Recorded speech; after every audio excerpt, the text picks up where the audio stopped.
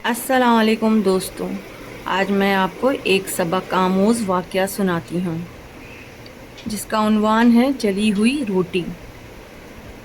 ایک رات کھانے کے وقت میری والدہ نے سالن کے ساتھ جو روٹی میرے والد کے آگے رکھی تھی وہ جگہ جگہ سے جلی ہوئی تھی۔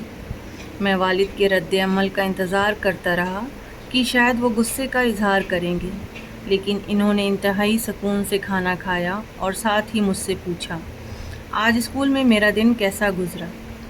مجھے یاد نہیں کہ میں نے کیا جواب دیا، لیکن اسی دوران میری والدہ نے روٹی جل جانے کی معذرت کی تو میرے والد نے کہا، کوئی بات نہیں، بلکہ مجھے تو یہ روٹی کھا کر مزہ آیا۔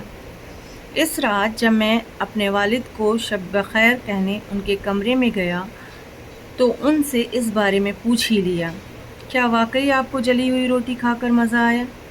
انہوں نے پیار سے مجھے دیکھتے ہوئے کہا، ایک جلی ہوئی روٹی کچھ نقصان نہیں پہنچاتی، مگر تلخ رد عمل اور بدزبانی انسان کے جذبات کو مجروح کر دیتے ہیں۔